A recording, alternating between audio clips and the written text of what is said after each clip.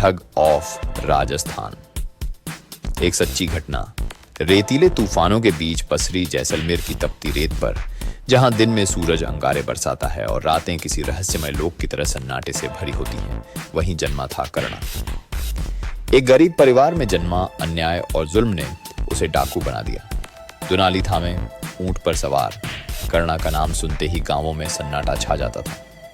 कर्णा डाकू ने दुनाली चलाने के साथ एक वाद्य यंत्र बजाना भी सीख लिया था, और वो भी अत्यंत सुरीली आवाज में। समय बीतता गया और कर्णा डाकू की दहशत बढ़ती गई। साल था 1967। जैसलमेर में एक बार एक व्यापारिक काफिला अफगानिस्तान से आया।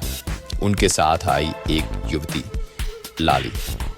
हिरनी सी चाल, आवाज में शहद और बेहद खूबसूरत। उसकी मुलाकात एक दिन रेगिस्तान में घूमते हुए डाकू कर्णा से हो गई। कर्णा भी लाली की सुंदरता और प्यार भरी बातें सुनकर मोहित हो गया। कर्णा ने लाली को अपने वाद्य यंत्र नड़ की सुरीली आवाज सुनाई। लाली को वो आवाज इतनी पसंद आई कि अब वो रोजाना कर्णा से मिलने लगी और कर्णा उसे नड़ की सुरीली आवाज सुनाने लगा। कहते हैं, इश्क में इंसान क्या से क्या हो जाता है, और वही हुआ कर्णा डाकू के साथ भी। कर्णा के हाथों ने अब बंदूक छोड़ दी और वो एक अच्छा इंसान बनने की कोशिश करने लगा, लेकिन ईश्वर को कुछ और ही मंजूर था। कर्णा ने डाकूगिरी छोड़कर जैसलमेर के पास ही कुछ जमीन ले ली, मगर अतीत पीछा छोड़ता नहीं। उस जमीन पर विवाद हो गया और सामने थे दो बाप बेटे, इलियास खान और उसका बेटा कायम खान। कर्णा ने इलियास खान को समझाने की कोशिश की, मगर वो नहीं माना। एक दिन तैश में आकर कर्णाराम ने इलियास खान को गोली मार दी।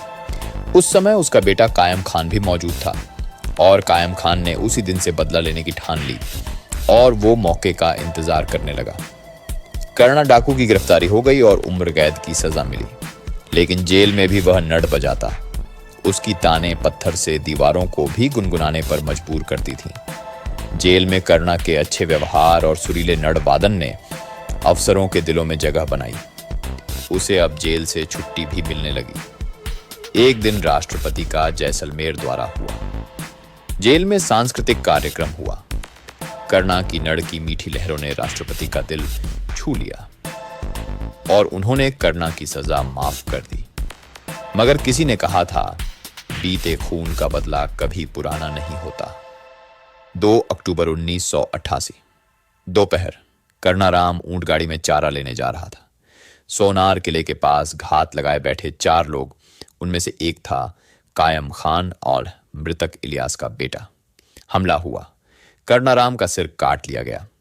धड़ को ऊंट गाड़ी में डालकर घर की ओर रवाना कर दिया गया। परिजन सिर की तलाश में दर दर भटके, लेकिन वह कभी नहीं मिला। लाली ने धीरे धीरे जैसलमेर से रिश्ता तोड़ दिया। बिना सिर के धड़ को सोनार किले के पास दफनाया गया। लाली अब कभी नहीं दिखी। कर्णाराम के हत्यारे पाकिस्तान भाग गए, वहां के सत्तू इलाके में। आज तक भारत सरकार उन्हें वापस नहीं ला पाई।